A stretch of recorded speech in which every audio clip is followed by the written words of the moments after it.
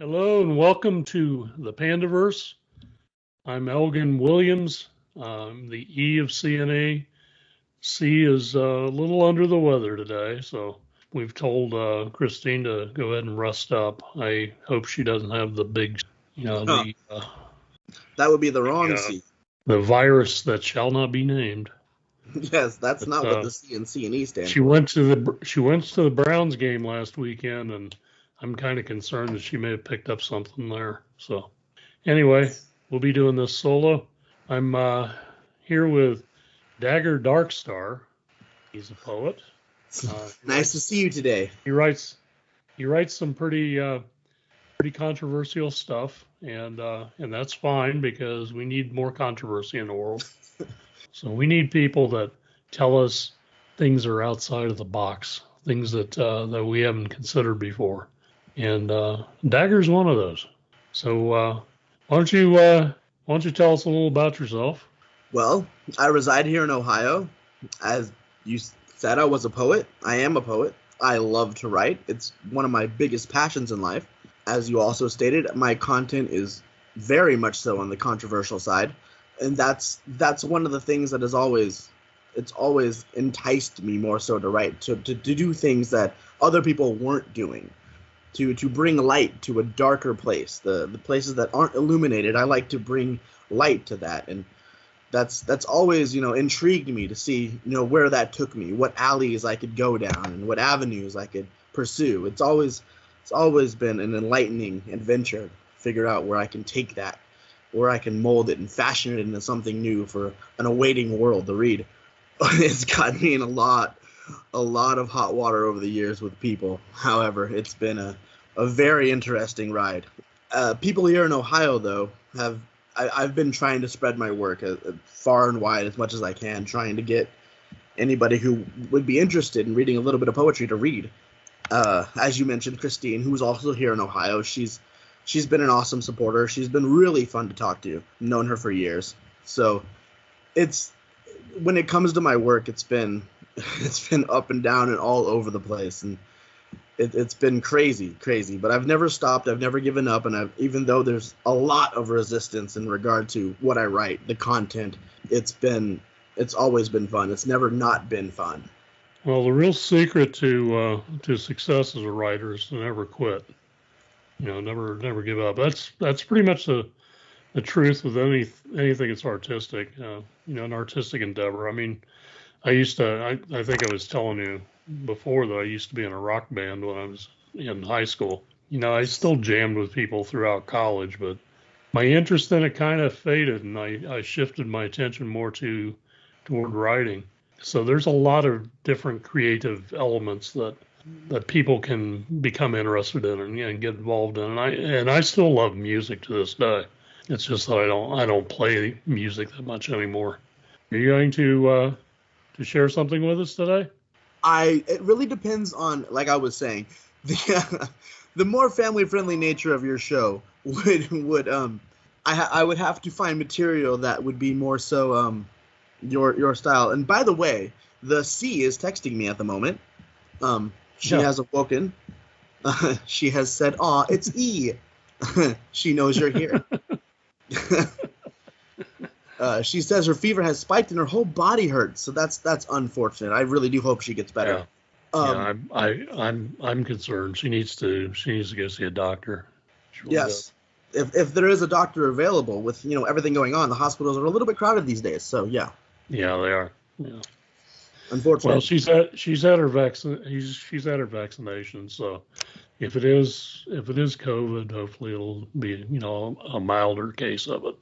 No, definitely needs to be a milder case. That's yeah. She just had one of her friends. I think I told you about it. One of her friends, Matt Pugh, came down with COVID, and he was hospitalized for a while with it. He had a rough go of it. So he does seem like a fascinating artist of his poetry as well. I enjoyed listening to his interviews. Yeah, he's a good guy. Yeah, he's fascinating. I really do. He seems really funny too, with a good sense of humor. Good stuff. Yeah, he's real funny. When did you figure out that you were a poet? Okay, so years ago, I was introduced to this magical dude named Marshall Mathers. a rapper who many people these days Eminem. happen to know. Eminem. And so I was actually, funny story, I was given, and back in 2001, I was given Eminem's first 3 albums all together. The Slim Shady LP, the Marshall Mathers LP, and the Eminem Show. Those 3 albums have 3 different names. At that time, I had no idea who Eminem was. So I didn't realize that all 3 of those albums were done by the same human being. And I went home, listened to them back to back. I just listened to them, all 3. And I went to school the next day and was like, these guys all sound so similar. Like, how does that happen? Like, all 3 of these rappers are so close to the same thing.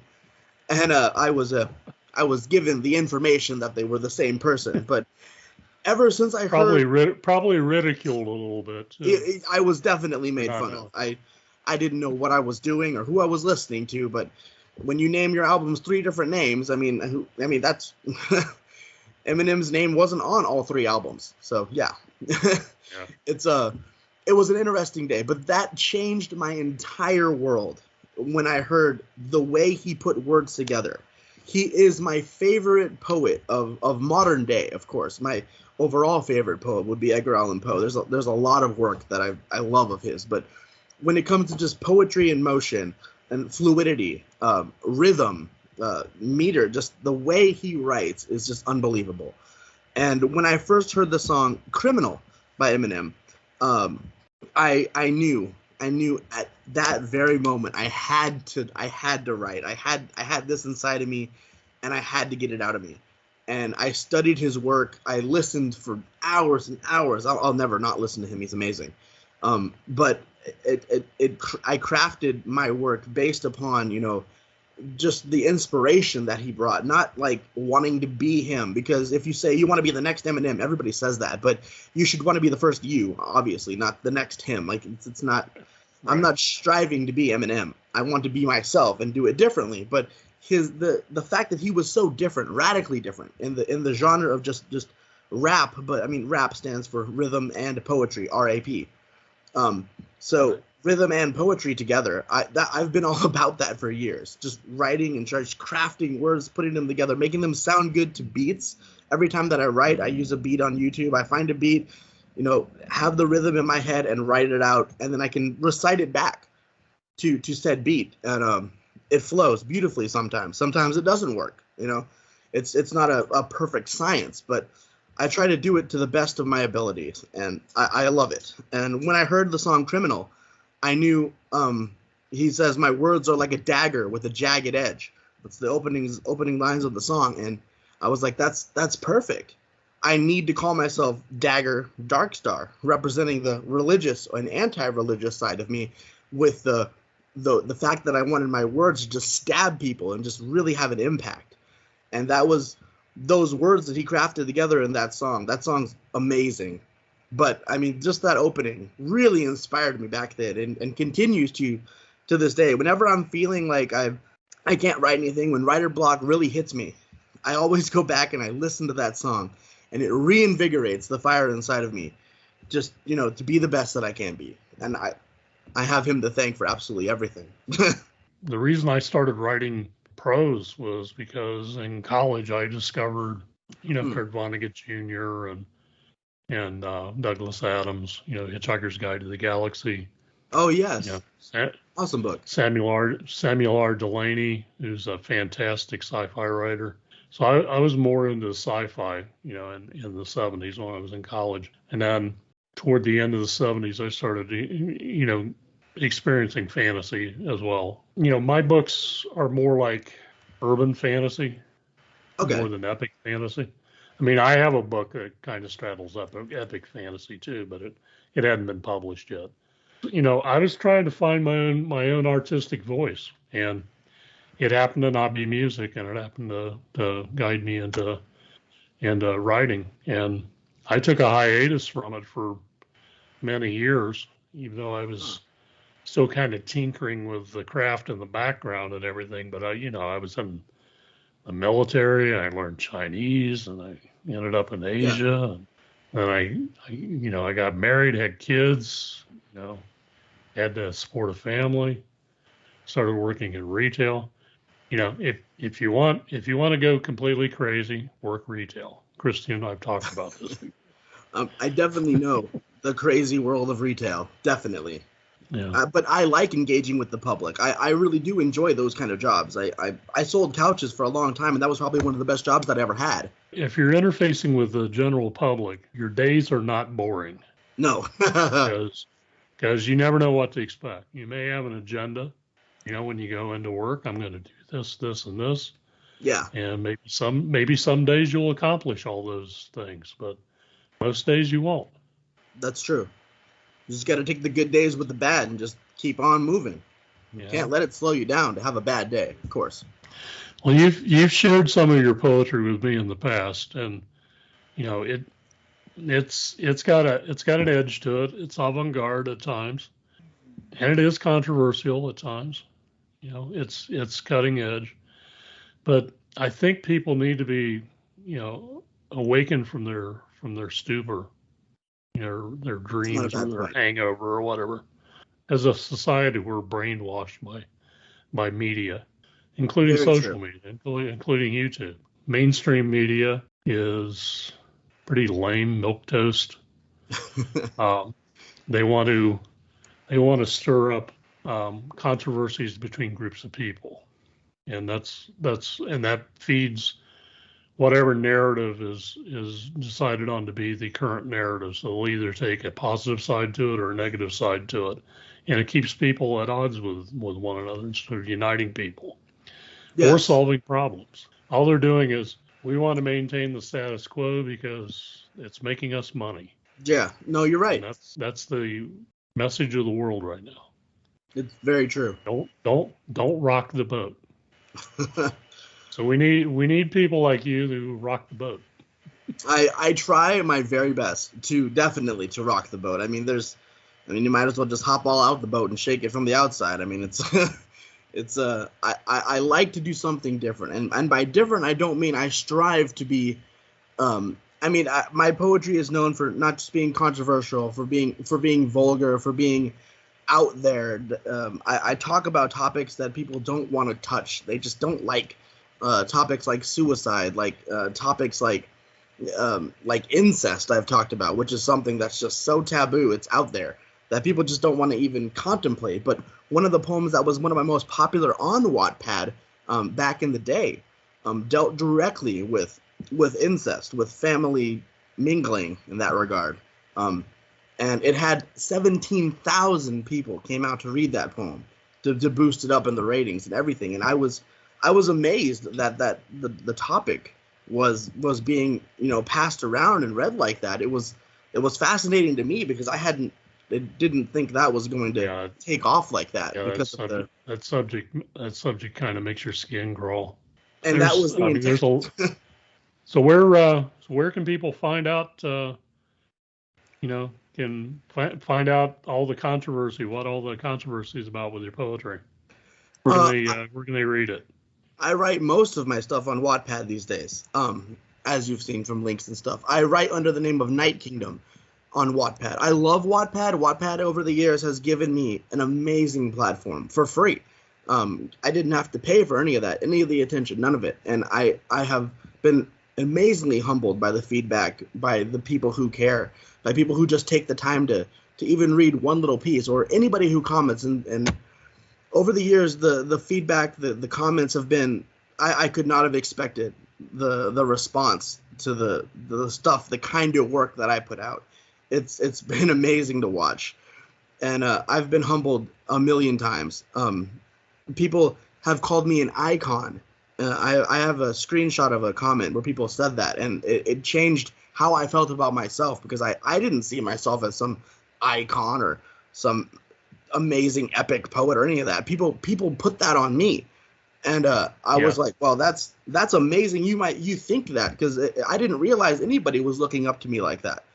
To hear, not just kids but adults. There's 12-year-olds who read my work, and there's 40-year-olds and 70-year-olds. There's lots of people who read my work, and it's all over the spectrum. That comment in particular came from a like 13, 14-year-old in Egypt, which was crazy too, that it's outside of, it can just go as far as, as it wants to go. anybody can click a link anywhere in the world and read it. Like the internet's an amazing place to be able to bring people together, for good, for bad. The internet is an amazing resource. So like I've tried to utilize it when writing to spread knowledge, to spread what I think, messages that I want out there, to illuminate darkness. I've written a lot about things that just people don't talk about, and I want those messages out there.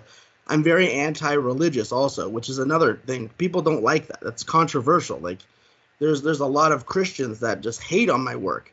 They've left me some scathing remarks in regards to the content I've written, and it's been sometimes like it gets a little difficult because they won't only leave feedback, but they'll report my work or send it to the other people to have them report it, or tell all their friends to report it, and then Wattpad has to make a decision at that point if they should take it down or whatever. And at one point the police got involved, which was upsetting to me, and that's why my original Wattpad page got erased from the internet. The police got involved, and freedom of speech is a thing, and I had to take that all over the place to try to get that to win, and I did, but they still erased my page from the internet due to what they believed was inappropriate content.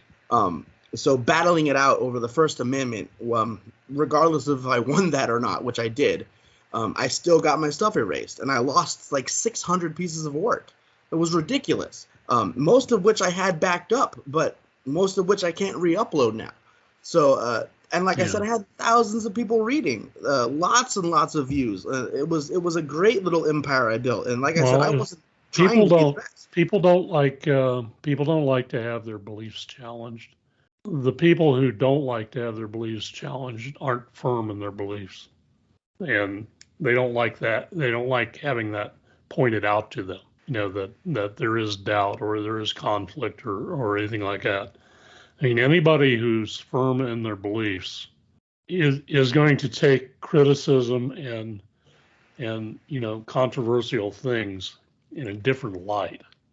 True. I mean, most of the people that I know that are firm in their convictions, their belief, would see you as a challenge. So they would say, you're a project, so they're going to try to convert you to, their way of thinking, and that becomes a source of debate, and it should strengthen both sides' position. And we've lost that in this country, where people that have opposing views can find common ground and discuss things. Now, I'm not an atheist myself, but I have a lot of friends who are, and I have a lot of people who are agnostic, so they're like fence straddlers, a lot of friends. And I have a lot of friends who are Christian.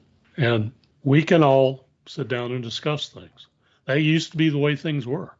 Yes. You're right. When I was a kid, everything was about compromise. Now it's not. It's about staking your territory and defying somebody from challenging it. It's like, petulant little children. You're right. We have full-grown adults running our country that are acting like petulant little children. It's a fact. That's the reason why nothing gets done, and it's all because they have to lie to the people, because they're only serving the people who pay their bills. That's the way our world is right now. Large corporations, big money, billionaires. They run the world right now, and the people get whatever scraps that they throw, away. It's true. I've tested the waters over the years to see really what people want, because like you said, there's a lot of the fluffy stuff. There's a lot of that out there, and I've prided myself on being different than that, to not just be about flowers and butterflies, and it's. People have also the wrong idea sometimes of poetry. They think it all has to sound like Emily Dickens or something. It doesn't.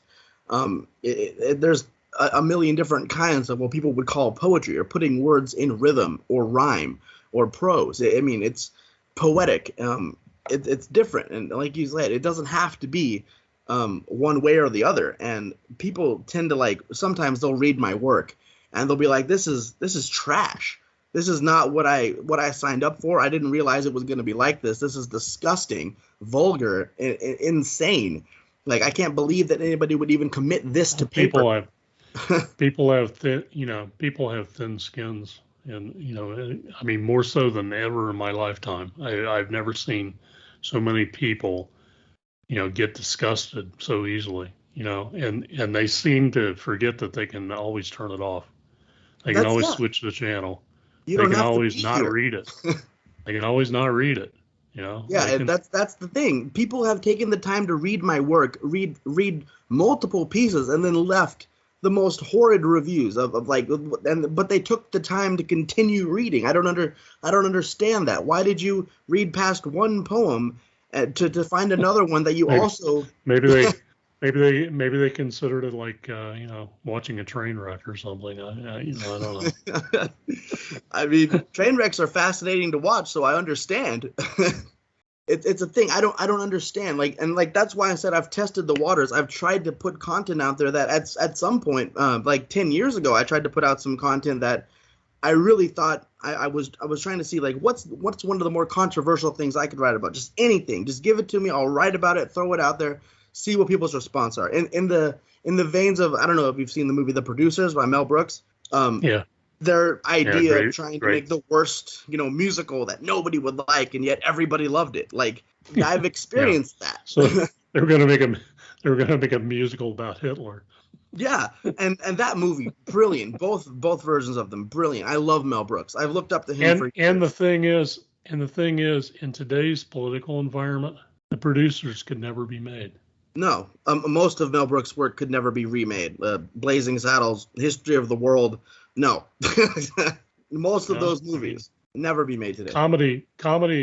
Historically, comedy always wants to jar people's comfort zone. They want to drag people out of the comfort zone. That's the beauty of most comedy. And today, I mean, I don't know how somebody can be a comedian in today's environment. It's true. I'm not a naturally funny guy, so I don't. I don't have that problem, but I don't know. I don't know how comedians survive. And the funny thing is, you see people like Bill Burr, for example. Oh, yes. He gets a lot of attention because he just doesn't give a crap. Exactly. He doesn't care what anybody thinks about it. There's some people who do political commentary, they're kind of cut from the same vein. But somebody just coming up right now, they would get beaten down. You can't say that. You can't say that. People like George Carlin, who were brilliant at that. George Carlin was generally right about things. Yeah, he was. But if you go back and listen to him, he knew like 25 years ago what was going on. Yes. And we're just now learning it. How corrupt our governments are, and it's not just the United States; it's the entire world. Yeah. Governments. George Carlin was always on it. I've listened to too much George Carlin's work. I love how he's so intelligent, and he was before his. It was. We need him now. He was definitely ahead of his time. Oh, definitely. And he started off as kind of a mainstream comedian back in the 70s or in the 60s. In the 70s, he started getting a little more controversial, and then as he got older and older, he started digging into. Yeah. I think he started realizing the depth of how corrupt things were, how how two-faced our political representatives are. It's just a guy who would say things and he would just say things, and he wouldn't care the response. It would still be what he wanted to say. He would. I of all the comedians I've listened to over the years, George Carlin has brought some of the most controversy up there, even more so than Robin Williams or Eddie Murphy. George Carlin said things that they make you think. I mean, definitely make you think. It makes he'll say things. He says things that make you laugh because they make you uncomfortable. Very. You don't want to believe what he's telling you, but deep down inside you're saying, I don't know, man. He's got a point there. I've thought about that. I mean, yeah. Yeah, and he said what everybody was thinking, and just so well. The stuff Yeah. we wouldn't dare say, and watching his comedy made you wanted to laugh sometimes, but you had to check the room before you Yeah. laughed. Yeah. Like Is it okay to say that? yeah, because most of the time it was not. Yeah. But he did it. Another comedian I like is Gabriel Iglesias. He's Yes, he's hysterically funny. he is. He points out a lot of inconsistencies too, you know. There's a lot of social commentary to his comedy. Oh Yes, yeah. Yeah. I've loved him too. He's hilarious. He's all his sound effects and the just the way he does stand up. He's so engaging with the audience. I love that. He's not just sitting up there talking to you. He's engaging you, and that's another thing I love about him. He's brilliant, very funny, over the top, just always bubbly, just talking, just energetic, and this greatness. You got to have something like that. Kevin Hart's the same way. He's always doing that stuff. Kevin Hart's a good one. He's You know, hilarious. the the thing is, like nowadays, because of the way that the internet has opened up things to the common man, the common woman, you know, the average person, you have the ability to get on social media and find a platform and create your own platform. And Yes. despite the mainstream still trying to cling desperately to their control over things, for example, the music industry, for example, the publishing business, the news media. Okay, the news media. A lot of people who aren't on social media don't realize the counterculture that exists in social media to the prevailing narratives that are going on in the country. I mean, there's a Yeah. lot of people, and you know, the sad part is probably the majority of people are, you know, brainwashed and totally, you know, in line with this faction or this faction, Yeah. and whatever the prevailing narrative is. But there's a growing number of people that are stepping away from the mainstream. They're not watching cable news anymore. They're not watching the mainstream news. True. They're not reading the newspaper, and they're going to alternate sources for their information.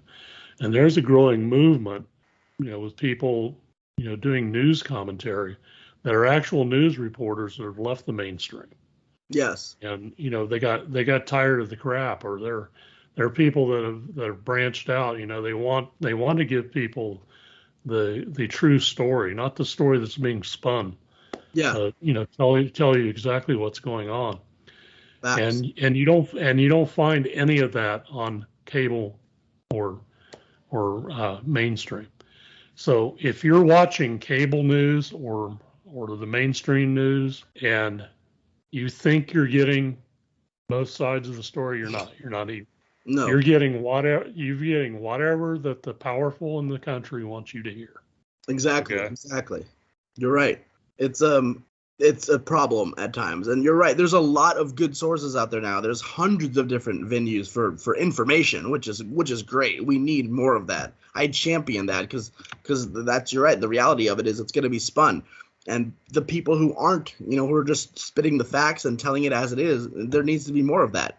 That they need to be less afraid to do that because you're right. The pushback is real. That's why, like, I champion people like Eminem, who back in the day when I was listening to Eminem, he was saying things, using words, using language that I hadn't heard put together that way. He was fearless with how when he didn't care, and he was still able to get his message out to millions of people, and they could see past the vulgarity and all the lady killing and the woman beating, which he's constantly. That's always going to be his thing.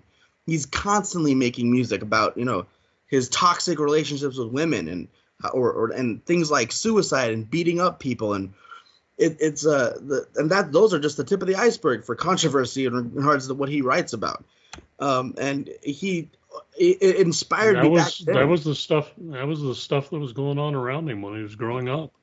Yeah. I mean, that was his life. I mean, he lived in the worst of the worst neighborhoods. Yes. You know, growing up, and and he survived it, but he had to be tough.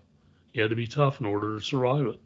Some of the things that he And spoke about in those early records, the Marshall Mathers LP in general, it really spoke to his mindset about like how he went from just a nobody to a somebody overnight, and now people are coming to him like now that you're somebody, I care about you now because I didn't care then, but all of a sudden you've got money, or all of a sudden people are listening to you. You have a message to say.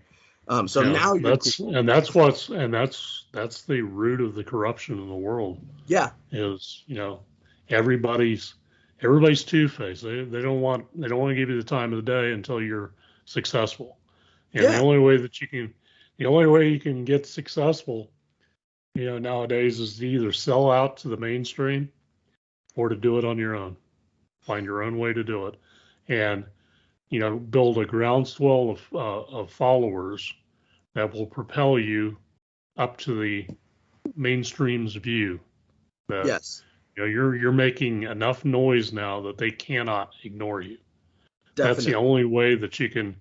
That's the only way you can break out from this, and the only way to do that is to control your own destiny, through the platforms on social media.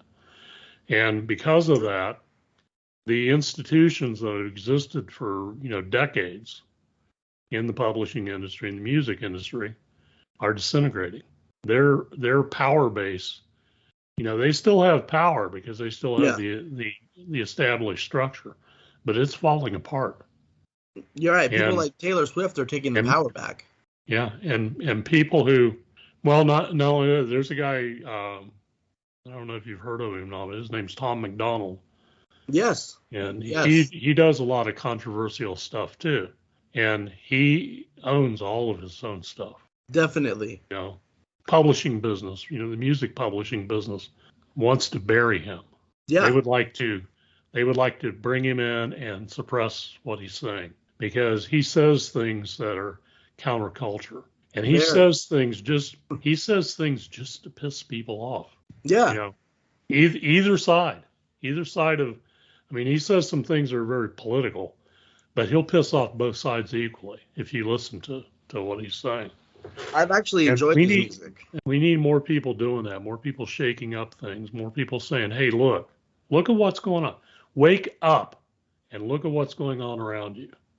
Okay? Yeah. The arts have always been the way that human beings can communicate with one another outside of political control. True. Okay. Very true. I mean, back even in Shakespeare's time, for example, Shakespeare said in his plays some really controversial things that were anti-establishment, at the time, poking fun at the royalty. Yes. But he got away with it.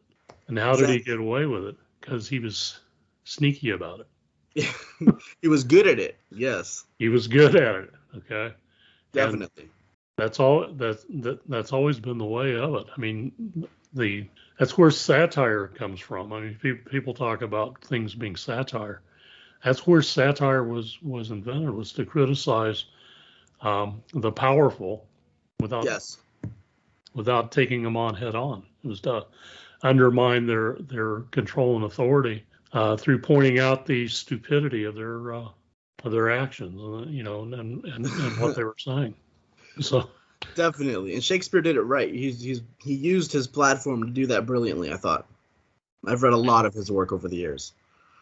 yeah, Whether or not that was one person or multiple people, that's debated regardless, but Shakespeare, the name, has put amazing stuff into the world. yeah, So, I mean, and back when I was growing up and listening to people like I always was drawn to the people who were doing it differently. The people who were taking the risks, like shaking things up. I was always drawn to that. If there was somebody who people were talking about because of the controversy they were causing, I was right there listening to them. Like Limp Bizkit did that back in 1999, shook the whole world yeah, up when they released music and did some crazy things on their albums, and just to piss people off. You're right. They made that song Hot Dog that used like the F word like 69 times in the song, and they did that just to make a point that anybody can do that. and it's okay. You can't stop us. We're just gonna do it anyways and not care. And here it is on a silver platter. So I mean, and they were still amazingly popular. So you're right. The ones that are shaking things up, I've always been drawn to. And back in the day, Eminem was using language like the F word, the homophobic F word, without saying the word. He would use that word so violently, and in interviews though he would be questioned as to his if he was homophobic or not, or hated gay people. And he would say no, he embraces everybody, he loves them all. He uses the word as a bullying way, just like you would any other vulgarity slang. It's not meant to put down gay people. He would just use it to put down anybody. I listened to how he would talk, and I've used similar things in my poetry to get my points across. When it came to vulgarity, creative vulgarity, or controversial subject matters, I would always I love to just throw things in there that'll catch you off guard that you don't see coming. Yeah. That's what I love to play with that. There are so many words in the English language that people don't know. Idiosyncrasy comes to mind. I mean, I use that around somebody who thought I was calling them an idiot. They just didn't know what the word meant, did they? They didn't know what the word meant. And you have to be careful with, you have to know your audience, and you have to be, cognizant of somebody's vocabulary level. And the problem that you run into is that if you're communicating to the masses, you have to assume the least common denominator's vocabulary. And there are so few words in the English language that will grab attention, and some of those words are very vulgar. Yes. And that's the reason why people use those words in art, is to grab somebody's attention and make a communicative expression that cuts through all the noise. If all you're hearing is light and fluffy things, and then all of a sudden somebody expresses something in coarse language, yes, it grabs attention.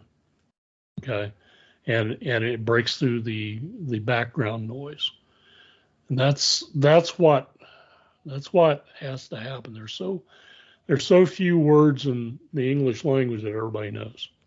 Okay, and yes, maybe that's a couple of thousand words, maybe it's 5,000 words or whatever. I mean, when I was learning Chinese, if you knew 5,000 characters, you were considered illiterate in Chinese language. Ah, okay. And I've kind of extrapolated that to English. If somebody has a 5,000 word vocabulary, they're literate. They may not know the exact meaning of every word or all the different variations of meaning, but they understand. They get the gist of whatever somebody's saying to them. Of course. And I mean, there's probably writers that have 10,000, 15,000, 20,000 word vocabularies. I don't know. My vocabulary's not that big. Okay. And, some people think I have a large vocabulary, but I think, the average person also thinks that there's such things as synonyms, because they're taught that in high school English class, that, Roger decided that these words have the same meaning. Which is not true at all. There's a similarity of their meanings. Okay, they might share a derivative structure. They might share a root word, or something like that. But poets especially become very aware of the nuances of meaning, of how the same word can be used 3, 4, 5 different ways. Yes. And there may be a gradient of difference in the meaning, or there are some words out there that if you use it in a certain way, it becomes very ironic, or it's the exact opposite of what the person might think that word means. Yes. So the truth is, there are no synonyms. There is a shade of difference between words that you may have been taught, or you may think mean the same thing. The words exist because there's a difference between the meaning of the words. And see, that's And, fascinating to hear. that's the part that's not taught in English, in high school English. If you're lucky enough to attend college English and you have a Yes. good enough professor, you may learn some of those things. That there's a difference between what this word means and what this word means in sentence, and you can't just be writing along and say, Yeah. "Oh, I use that word too many times. I need to find another word for it.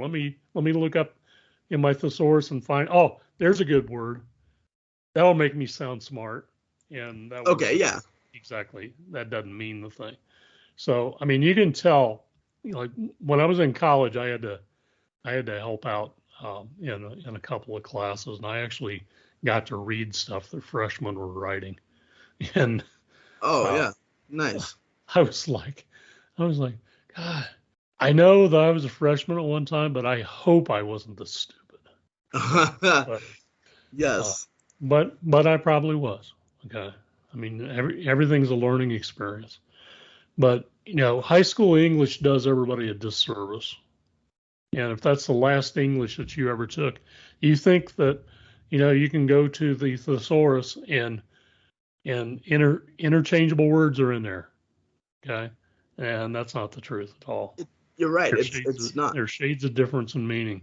And it really does change from word to word the meaning, and it impacts what you're writing if you don't get it right. If and you can really, it can be jarring sometimes depending on if the artist has chosen the right vocabulary.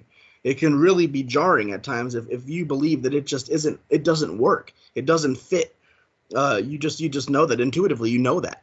And you have to get it right, and it doesn't always happen. It doesn't always come together. It's not always a masterpiece. Um, if you Yeah, want, I read some raw manuscripts that are submitted sometimes, and you'll be reading through a whole thing and be saying, "Oh, this is brilliant. This is great," and then all of a sudden there's something that brings you to a jarring halt, and yeah, you're looking at it and you're going, well, "Why the hell would they use that word?"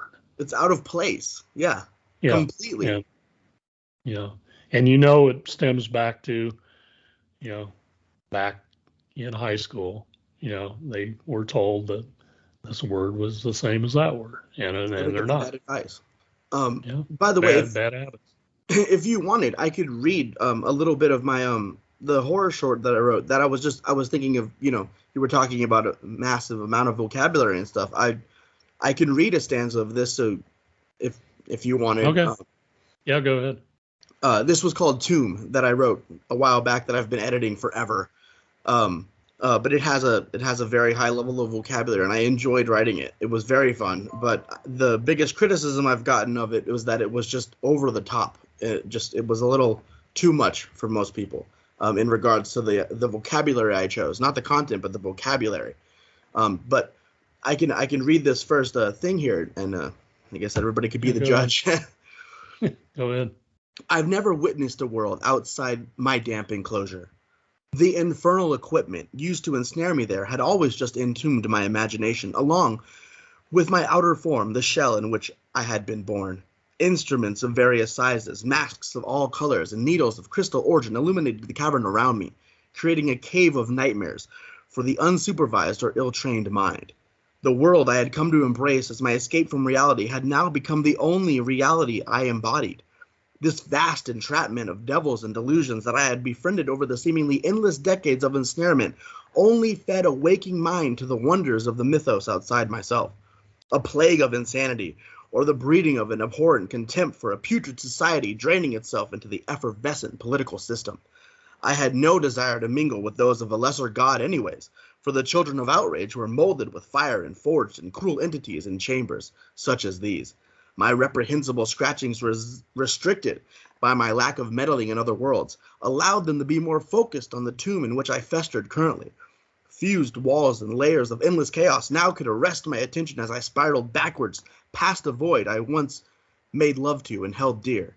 There could be no escaping the abominable night as it overtook me, feeding my urge to grasp the darkness, penetrating it wildly, raping the malignant souls that had been vaporized within.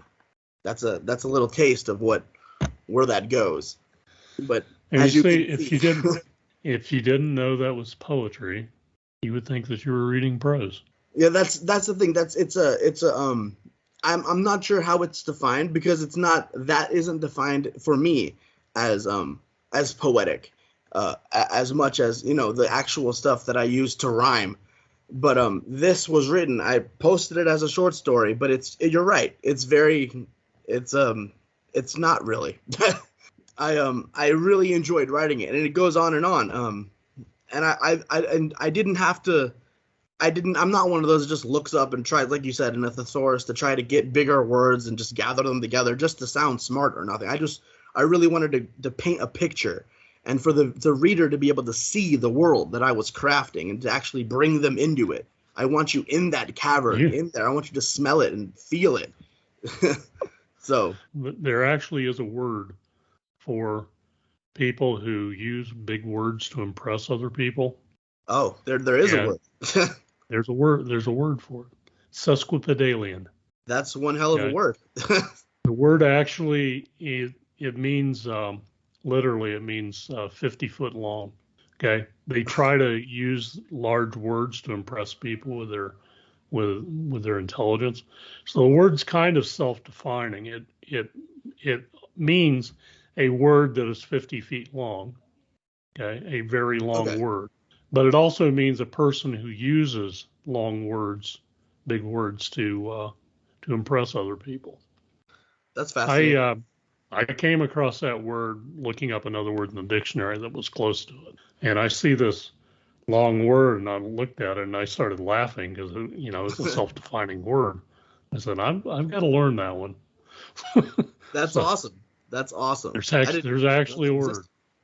That's crazy. That's cool. And when I'm writing short stories, I love to incorporate the vocabulary I already know into the world that I'm crafting. I love doing that, and it's been fun writing like that. That's always engaging to myself. I don't care what my audience thinks. I like writing that way, and I'm gonna just still push it out there to my audience. Regardless if they love it or not, I like writing that way.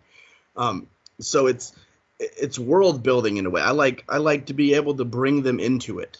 So but I don't like, it's not, some people, like you said, are very showy. They like to show off their intelligence or their knowledge or whatever they have to bring to the table. They're very pushy about it, and just they shove it on you like, I've written this, like it.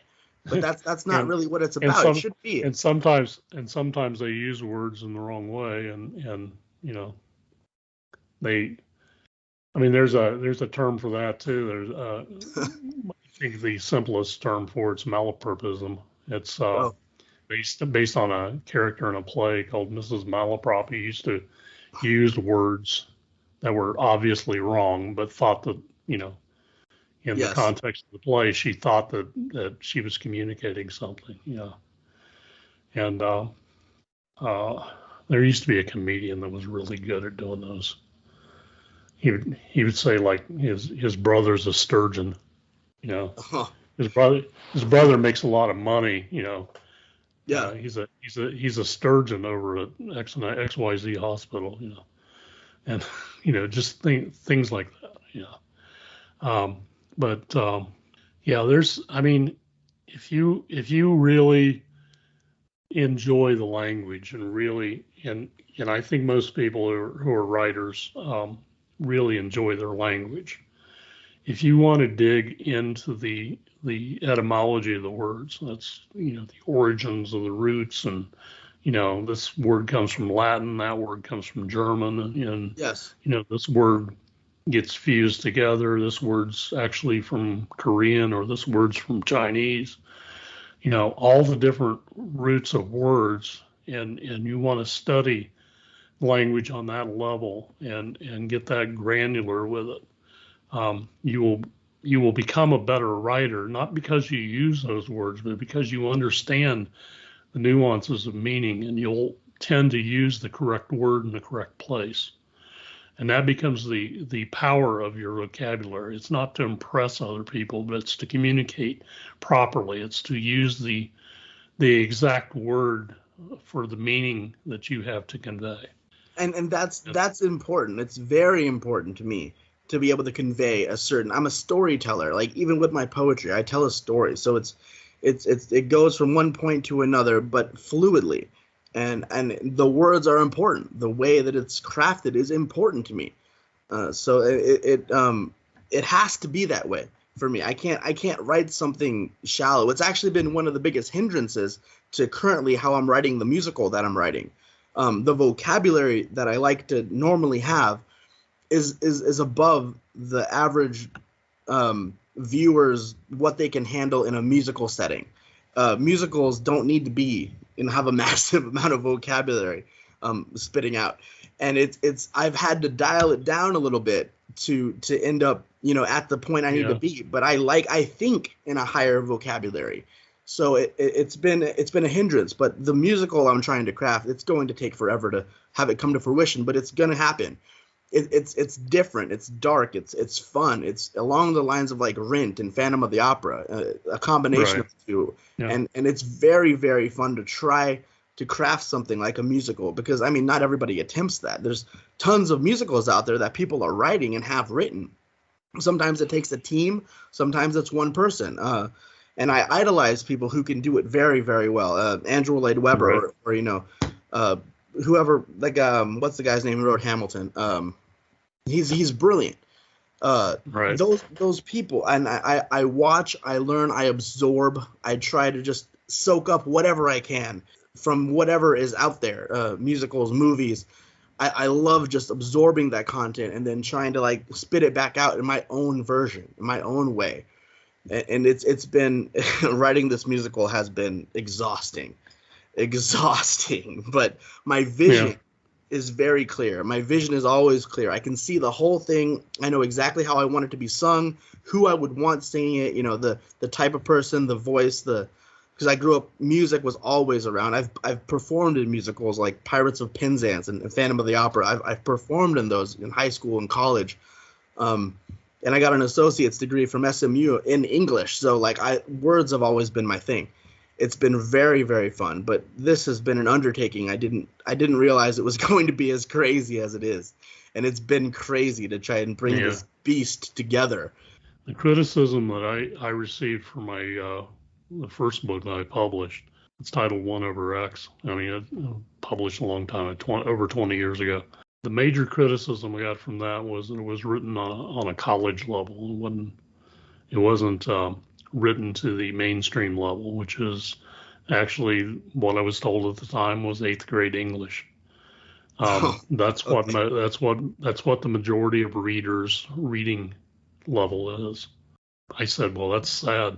That is sad. The reason I started writing Becoming Superman, for example, it was an exercise that somebody told me to use to tone down the reading level of my language. And that book is about 2 8-year-olds that are learning that they're acquiring superpowers. Yes. But it's told from the point of view of the main character, who's Will, when he's 15 years old. He's talking about when he was 8 years old. So that was the challenge in initially writing the book. I don't know how well I succeeded at that. People told me I did a pretty good job of staying to the language level. But the conversations and everything that the kids have are on an 8-year-old's level. And the narrative may actually be a little higher level, up to teenage level. Fried Windows is a little more mature level, in the language. But, my first book had a lot of vocabulary words that most people wouldn't know.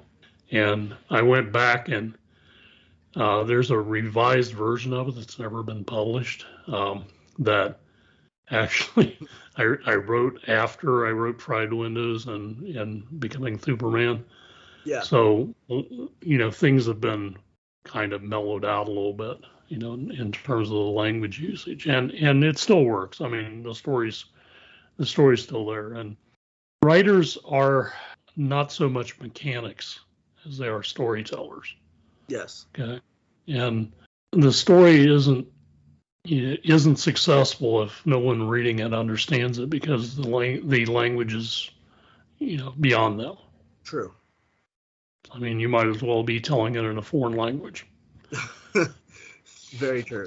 There's so much to English. I loved going to school for English. I was fascinated and wanted to learn as much as I can. And just ate that up, and like it just I needed it. Our language is unique and in a lot of ways, and Yes. it's because of the history of England um, being invaded so many times, Yeah. and Yes. having all the different cultures in it. You had the initial Germanic influences, but you have Celtic influences before that, and then you Yes. have the Norman conquest and the influences of French into the English language. Just the And, mixing and of it's not even modern French, it's ancient French, old French. And then the proclivity of English to borrow words from other languages anyway. Yeah. I mean, we have a lot of words. There's a lot of words in American English that are appropriated from other cultures, especially Mexican and Puerto Rican and Cuban. Of course. I mean, and that tends to happen when you bring all these different cultures together. And I think that's actually a good thing, and it's not really appropriation, it's respect for other languages. Yes. And other cultures. It's an appreciation, and our country was built on bringing diverse backgrounds together and making something work out of it. Now, granted, most of the time, the people had to learn how to be more like the mainstream to fit in, and they ended up, their parents and grandparents maybe had to live in a ghetto environment, which was a centralized area of a city that had a community background that was old world, or old, Okay. the foreign culture. And if you wanted to succeed in the mainstream, you had to come out of the ghetto. That was not right, but that's the way it happened, and it still happens that way today. Yes. But gradually we're becoming a more multicultural society all the time. Right now, about 70% of the population is Caucasian or some derivative of Caucasian, but Yeah. that's eroding fast. I mean, pretty soon the majority is not going to be the majority anymore, and No, you're right. You're right. eventually there's going to be so much intermingling of cultures that you're not going to be able to tell. There's not going to be such a thing as a racial distinction between people, because we're all going to be brown. It's you're very right about that. That's correct. And it's just gonna there's you're right. There's gonna be less and less full white, or whatever you want to call that. Pure. Well, I think it's a lot less than it is now, or than people think it is now. I used to tell people that we're a nation of mutts. Yes. I mean, definitely. Even Caucasians. I mean, how many different versions of Caucasians are there? Yeah, exactly. Some people don't know or realize. You've got Polish, you got German, you got French, you got English, you got and Caucasian Italian, doesn't mean just white. You got Italian, you got Greek, yeah, you got Russian. It's a lot. The separation is real. Lot. There's a lot. Now, all that's like conglomerated into Europe, but yeah, still, I mean, you got Norwegians, you got Swedish, you got Danish people, Finnish. Yeah, it just goes on and on, and you're right. On and on and on. It's very. I love different people bring something different to the table. Everybody does, and just listening, engaging. Racism should never have been a thing, but it's always going to be there. But it just enjoying each other and what they have. There. Racism's there because we allow it to be there. Yeah. Sadly. And we, because we're always trying we're always trying to fit somebody into a pigeonhole, and we shouldn't be doing that. I mean, No. we should be evolved beyond that. And we shouldn't classify people. We shouldn't decide that somebody's going to be a certain way just because of the way that they look, or Yeah. the language that they speak, or the culture that they have, the clothes that they wear. The whole fear of what you don't understand is a real thing. Everything that's superficial about what you see in somebody in the first 5 seconds is what causes racism. Yes. The Okay. the beginning. If you can force yourself to pay attention to somebody and really pay attention to somebody for 5 minute conversation, you'll come away respecting each other more as human beings than your initial response would have caused you to segregate out. Very true. There was a homeless guy at the library the other day that he was trashy. He looked like he hadn't showered in a good minute. His clothes were horrible. But I went up to him and we ended up, sparking a conversation while I was waiting for my wife to come back. And he ended up, the conversation evolved into me knowing that he had a whole entire YouTube channel in a past life, not even a year ago, before he was homeless. And he was a rapper. He had full-blown music videos with production value I hadn't seen before. Big teams of people working with him, and only now he lost everything because his wife left him or something. But like, I wouldn't, if I had judged him straight up by, that's a homeless guy, he's gross or probably on meth or something, I would never have, gotten to actually know him and care. And I talk to this guy now on Instagram all the time, and he's literally sleeping outside in Ohio somewhere. We see him on his bike sometimes, but he's a fascinating young man. And I'm just glad I took the time to actually care. I love getting to know people, and if I just judged based on appearance, I would never get to know anybody. So met a guy back in the 70s who he wasn't exactly homeless, but he wasn't in the best of situations. But he was very knowledgeable about things, and he was telling me how he actually survives, and it was fascinating. I was like, damn, people could actually do that. You could actually, yes. I mean, he told me how to live out of dumpsters, and and he said I read a lot because people throw away paperbacks, and yes. There is a lot to be found. When I find a book, I have something to read. I have entertainment for a few days. That's awesome. I mean, yeah. So when I was homeless and had to do that, I knew where the best dumpsters in town were. The dumpsters outside of the pizza places were the best. Yeah, because they're, especially the places that do delivery, because they have to have a certain number of pizzas in the queue. In case somebody's going to come in, for a pickup. Or they would, the Chinese restaurants and the pizza places would throw away their food in boxes, in containers, in the dumpsters, so they wouldn't be contaminated by the rest of the dumpster, and you could just go in there and pluck it out, and it's still edible. I loved those places. I thrived off of eating their food.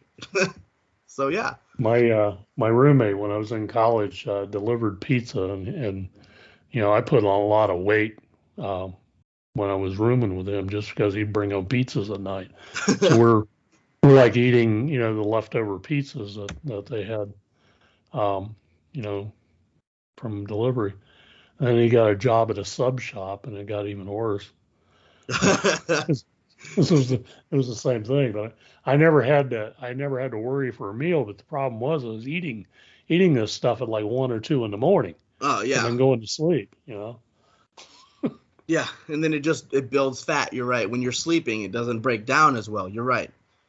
So I mean that's a problem. And like our son right now is working at he's working at fast food restaurants and then eating all the time of the food that's there, and that's just, you can't do that. You can't eat where you work sometimes because it's just not good. It's terrible. So yeah, I understand. My daughter worked at McDonald's when she was in high school, and she never wanted to eat there. Yeah, no, that's not even real food. She was That's fake stuff. And she used to love eating at McDonald's until she worked there. So. Yeah, because then you get to see what goes on behind the scenes and how gross it actually is. When you have just a hamburger handed to you, you don't have to worry about the process of how it was made. That's once you see the behind the scenes, the peek behind the curtain can really enlighten you to some horrifying things. You're right. Well, I've enjoyed our talk for today. We'll have to have you back when Christine's feeling better and get her in the conversation. So check out Dagger Darkstar. What was the platform called again that you do? I write as Night Kingdom on Wattpad. Night Kingdom on Wattpad.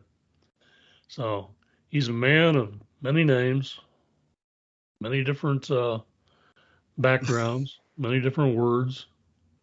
It's fun writing. It's my passion. I'm always going to do it. And like you said, you got to know your audience. And I'm not everybody's cup of tea. I'm never going to be. But I'm trying to do something different. And it's not for everybody, but it's out here.